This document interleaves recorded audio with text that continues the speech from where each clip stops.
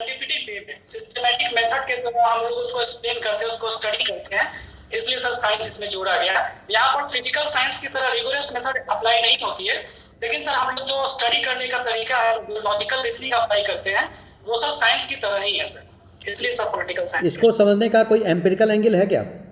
Empirical का मतलब है जैसे a प्लस बी का whole square square plus B square plus 2ab है, क्या इस प्रविधि से हम लोग पॉलिटिकल साइंस को पढ़ते हैं या इसका कोई और तरीका है? जैसा सर मैंने कहा सर, पॉलिटिकल साइंस में कोई रिगोरस मेथड और टेक्निक्स नहीं है सर, सिस्टमैटिक स्टडी करते हैं लॉजिकल रीजनिंग पे बेस्ड करके। तो इसका सर प्रैक्टिकल एग्जांपल सर नहीं बस इतना ही काफ़ी है। अच्छा, ये जो पॉलिटी टर्म आता है, पॉलिटी टर्म पॉजिटिव है कि नेगेटिव? मुझे सर पॉजिटिव ही लगता है। तो फिर पॉलिटिक्स को नेगेटिव क्यों लिया जाता है? मैं इसे सर पूरी तरह से सहमत है। पॉलिटिक्स सर एक पॉजिटिव रोल भी सर निभाता है, नेगेटिव नहीं कह सकते हैं इसको। पूरे पॉलिटिक्स पे सर हमारी गवर्नेंस और गुड गवर्नेंस ये सारे डिपेंड करती हैं, तो मैं बोलता इसे सर सहमत नहीं कि नेगेटिव रोल है। अच्छा, गवर्नेंस शब्दावली 1991 से पहले प्रीडोमिनेंट रहा है, 1991 से पहले, since independence till 1991 governance governance governance. 91 के बाद कॉन्सेप्ट आया गुड गवर्नेंस, और जब से हम 4G और 5G, चूँकि अब अगले महीने से सितंबर से 5G की टेस्टिंग शुरू हो जाएगी, आज गवर्नमेंट ने डिसीजन ले लिया, कैबिनेट ने करीब 12:30 बजे दिन में डिसीजन ले लिया है। तो ये जो 5G है और 4G के आने से अब ई गवर्नेंस की बात होती है। इस तीनों में बुनियादी अंतर क्या है? गवर्नेंस, गुड गवर्नेंस और ई गवर्नेंस, या तीनों एक ही है? नहीं सर, तीनों में बेसिक डिफरेंस है। जैसे सर गवर्नेंस जो है उसमें सर डिसीजन मेकिंग प्रोसेस होता है, इसमें सर ये जो है इसका पॉजिटिव और नेगेटिव इम्प्लीकेशन हो सकता है। गुड गवर्नेंस में सर ट्रांसपेरेंसी और अकाउंटेबिलिटी, रिस्पॉन्सिबिलिटी और सर क्रेडिबिलिटी, ये सारे चीजें सर हम इसमें इंक्लूड करते हैं, जिसका कि सोशल वेलफेयर के लिए यूज किया जाता है। और ई गवर्नेंस में सर हम लोग डोर टू डोर सर, मतलब पीपुल को एकदम डोर पे सर गवर्नेंस प्रोवाइड करते हैं सर, ये डिफरेंस है सर इसमें। अच्छा, कोविड-19 का, राजकुमार जी, कोविड-19 का परिप्रेक्ष्य है, बैकग्राउंड हमारा है, बैकड्रॉप है। इस कोविड-19 के बैकड्रॉप में जो आम जनता है, देश का नागरिक है, उसके साथ आप संवाद कैसे स्थापित कीजिएगा, क्योंकि सोशल डिस्टेंसिंग पे बल है। डिजिटल मीडिया सर एक बहुत अच्छा तरीका है सर, सोशल मीडिया भी है, तो इसका इस्तेमाल कम्युनिकेशन एस्टेब्लिश करने के लिए कर सकते हैं और कर भी रहे हैं सर। अभी भारत में अभी भी बहुत ऐसे लोग हैं जिनके पास मोबाइल इंटरनेट की विश्वसनीय सुविधा उपलब्ध नहीं है। उसके लिए सरकार ने कुछ कार्यक्रम की घोषणा की है। हमारे प्रधानमंत्री जी ने 15 अगस्त 2020 को लाल किले के प्राचीर से कुछ घोषणा की है। आप बताएंगे वो कौन कौन सी घोषणाएं? सभी घोषणाएं सर की या सर डिजिटल से रिलेटेड? बस केवल डिजिटल। हाँ सर, हमारे माननीय प्रधानमंत्री जी ने 14वें स्वतंत्रता दिवस के अवसर पे नेशनल ऑप्टिकल फाइबर मिशन, यानी कि इसको भी भारत नेट कहा जाता है सर, इसके अंतर्गत में बाकी जो 1000 गांव है सर, उनको सर ये ऑप्टिकल फाइबर से नंबर सर गलत हो सकता है मेरे हिसाब से। मैं कोई बात नहीं, कंटिन्यू कीजिए। सभी गांवों को सर ऑप्टिकल फाइबर की high speed broadband connectivity provide करवाई जा रही है। इसके अलावा सर यहाँ पर ग्राम पंचायतों को भी ऑप्टिकल फाइबर से कनेक्ट करने का सर काम अभी 60% सर कंप्लीट हो चुका है, 40% अभी कंप्लीट होना बाकी है, जिसकी घोषणा सर अभी की है प्रधानमंत्री जी ने। इसके अलावा सर जो है digital health ID card sir एक अनाउंस की गई है, जहां पर कि हेल्थ के रिलेटेड जितने भी आपके इंफॉर्मेशन है, कोई भी इंडिविजुअल का कंसेंट बेसिस पे सर उनका एक प्रॉपर डाटाबेस होगा, ताकि सर उनके हेल्थ को हम लोग अच्छी तरह से उनके मॉनिटरिंग कर सके, उनको हम हेल्थ सर्विस प्रोवाइड कर सके, इसमें काम आएगा सर। इसके अलावा सर एक और है सर घोषणा, मुझे याद नहीं आ रहा है। कोई बात नहीं। अच्छा, कोविड-19 के परिप्रेक्ष्य में जो हेल्थ गवर्नेंस है, स्वतंत्र भारत में पहली बार इतने शिद्दत के साथ, इतने मजबूती के साथ, इतने महत्तापूर्वक उसको स्वीकार किया गया। स्वतंत्र भारत में पहली बार 1947 15 अगस्त 26 जनवरी 1950 पहली बार हेल्थ गवर्नेंस की कोई शब्दावली 2020 में मार्च से लेकर के अगस्त तक ये चर्चा में है। इस हेल्थ गवर्नेंस को मजबूत करने के लिए सरकार ने इस 3-4 महीनों में क्या क्या कदम उठाए हैं? 3-4 महीनों में सर अभी तो सर कोविड-19 के परिप्रेक्ष्य में सर कि कोविड-19, केवल कोविड-19 में सर जहां तक हम लोग देखें तो जब शुरुआती दौर से सर तो लॉकडाउन इंप्लीमेंट किया गया, ये तो सर कर्विंग टेक्निक थी। इसके अलावा सर जो हेल्थ हम कदम उठाए गए, इसमें हम लोग जो शुरुआत दौर में सर टेस्टिंग कर रहे थे उसकी संख्या काफी कम थी, जिसको अभी बढ़ा करके बहुत ज्यादा कर दी गई है। यहाँ तक कि सर मैंने न्यूज पढ़ा था सर 2 दिन में 1 करोड़ टेस्टिंग की गई थी सर तकरीबन भारत में।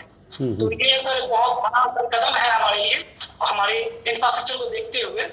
इसके अलावा सर अभी जो सर जो चाइना के साथ हमारे टेंशन हो रहे हैं, इसके कारण सर हम लोगों ने डोमेस्टिक इंफ्रास्ट्रक्चर को डेवलप करने की जो कोशिश की थी, जिसके अंतर्गत में हम लोग पीपीपी का जो किट है, N95 मास्क है, ये सर हम लोग एमएसएमई जो इंडस्ट्री हमारी उसी से सर डोमेस्टिकली हम लोग सर इसको मतलब कैसे सर प्रोड्यूस कर रहे हैं सर।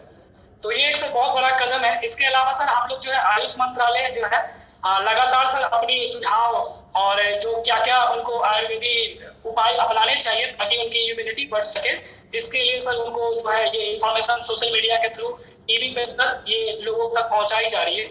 इसके अलावा सर अभी आयुष्मान भारत जो है स्कीम के अंतर्गत में हेल्थ और वेलनेस सेंटर पे भी सर कोविड-19 सर टेस्टिंग की और इलाज की सर फैसिलिटी उपलब्ध करवाई गई है। और बिहार के अगर मैं सर अगर कुछ बताना चाहूँ तो यहाँ पर सर प्राइवेट अस्पतालों को भी सर अभी कोविड-19 हॉस्पिटल बनाया गया है और रैपिड एंटीजन टेस्ट अभी सर कुछ दिनों में सीरो सर्विस टेस्ट भी सर किया जा रहा है हमारे बिहार में भी, और ये सर पूरे इंडिया लेवल पे भी बहुत अच्छा, बहुत अच्छा।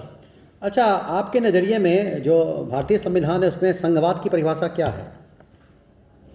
एकदम सिंपल लैंग्वेज में बताइए। सर हमारी मतलब सर संघवाद मतलब यहाँ सर हम लोग कोऑपरेटिव मतलब जो भी यहाँ पर फेडरेटिंग यूनिट्स सर उनके बीच में कोऑपरेशन पे के बेसिस पे सर हमारा संघवाद सर बना है सर। संघवाद को डिफाइन कैसे कीजिएगा? संघवाद सर एक कॉन्ट्रैक्ट है जिसमें कि बहुत सारे यूनिट जो है आपसी कोऑपरेशन कौन कौन से यूनिट है? जिसमें सर पहले सर एक सेटअप होता है, उसके अंदर बहुत सारे स्टेट होते हैं, ये सर इसमें यूनिट है। अच्छा, सुशांत सिंह राजपूत के सुसाइड इशू को लेकर के भारतीय संघवाद में एक नई चुनौती आई, आप बताएंगे इससे भारतीय संघवाद के समक्ष कौन सी चुनौती आ गई सुशांत सिंह राजपूत के आत्महत्या करने से? State to state cooperation sir ये अफेक्ट हो रहा है सर। अच्छा, कैसे हो रहा है? सर बिहार सरकार और महाराष्ट्र सरकार के पुलिस डिपार्टमेंट के बीच में सर कोऑपरेशन की कमी देखी जा रही है और यहाँ पर सर सेंटर को सर बीच में आना पड़ा है। तो ये जो हमारी यूनिट के बीच में अंडरस्टैंडिंग जो कि हमारे संविधान के अंतर्गत में बनाई गई थी सर, ये कहीं ना कहीं सर प्रभावित हुई है सुशांत सिंह राजपूत के केस में सर। बहुत अच्छा, धन्यवाद। चलिए अब अगले सदस्य आएंगे माननीय श्री के झा सर, और आपसे अंतर्राष्ट्रीय मुद्दे को लेकर के जो ज्वलंत मुद्दे हैं उन्हीं के माध्यम से संवाद स्थापित किया जाएगा। बहुत अच्छा, just keep it up, best wishes. Thank you sir. Yeah. Good evening, sir.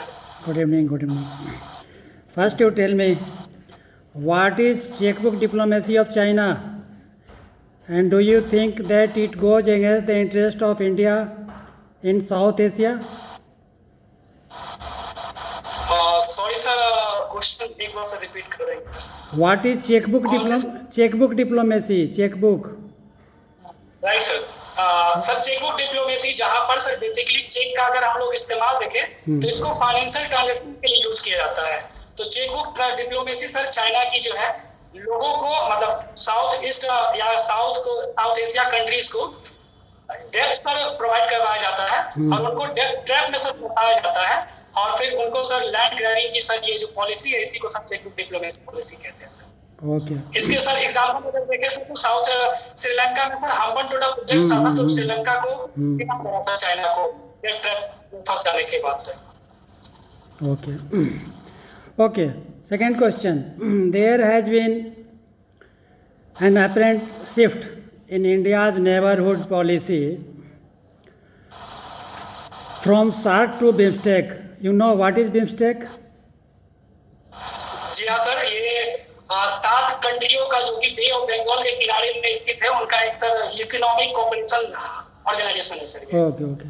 So there has been a shift for India from SAARC to BIMSTEC.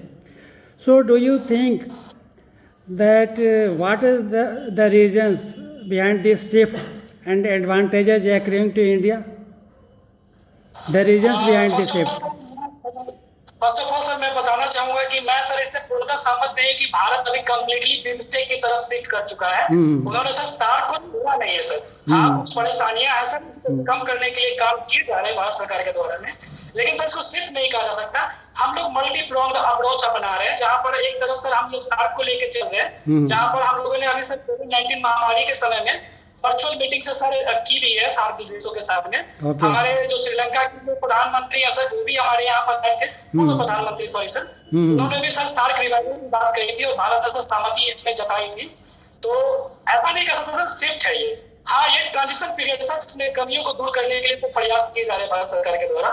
जहां तक सर बिम्स्टेक की बात सर, तो बिम्स्टेक में क्या है कि हम लोग सर साउथ ईस्ट कंट्री के साथ में एक तरह से इसको देख रहे हैं एशियन के रूप में, जहां पर हम लोग म्यांमार को बेसिकली हम लोग एक की समझ रहे हैं, जो कि हम लोग साउथ ईस्ट एशिया में सर हम लोग और स्ट्रेंथन रूप में सर हम लोग कॉपरेशन कर सकते हैं, economically, people to people connectivity, culturally, religiously. तो ये सारे सर बेनिफिट है जो कि हम लोग को आगे भविष्य में देखने को मिलेंगे sir. Okay. And what is India's maritime neighbourhood policy in terms of geopolitically, geo-economically and geostrategically? Maritime neighborhood policy. Maritime neighbourhood policy जो है सर, ये मतलब कि जो हमारी इंडो ओशियन है, उसमें जो हमारी आइसलैंड कंट्री है, जैसे कि श्रीलंका है, मॉरिशस है, मालदीव्स है, इनके साथ सर हमारे बेहतर संबंध स्थापित करने की सर ये पॉलिसी है।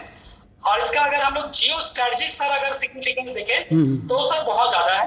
ये सारे देश जो है जियो स्ट्रेटेजिकली लोकेशन पर सर लोकेटेड है, जिनका सर की ट्रेड के रूट से कह सके या फिर इंडो ओशियन में जो पीस है सर, उसके लिए काफी जरूरी है कि हमारा वहां पर स्ट्रॉन्ग पोजीशन और स्ट्रॉन्ग प्रेजेंस सर वहां पर बन सके।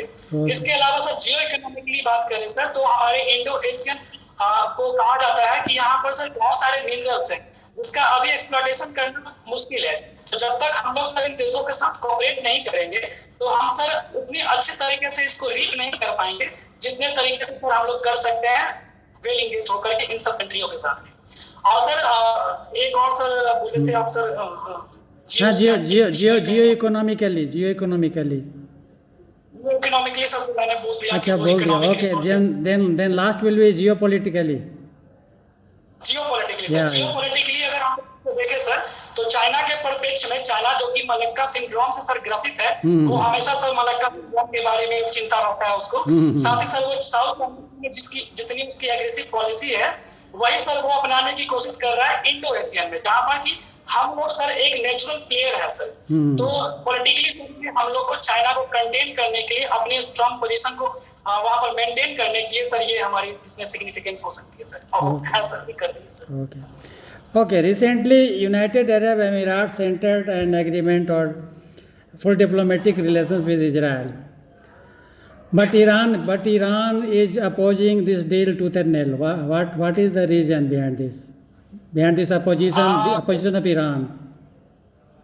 जी हाँ सर, इसका जो सर एक तो इजराइल जो कि पैलेस्टीन काउज के खिलाफ में है सर, तो पैलेस्टीन की एक मुस्लिम बहुल देश है और ईरान भी सर मुस्लिम बहुल देश है, तो इन दोनों के बीच में सर एक ये अपोजिशन का आता है ईरान और इजराइल के बीच में। जहां तक यूएई की बात रही सर, तो यूएई बेसिकली सुन्नी देश है सर, और ईरान जो है शिया देश है। इसके अलावा सर ईरान भी एक रीजनल प्लेयर है और यूएई भी सर एक रीजनल प्लेयर है।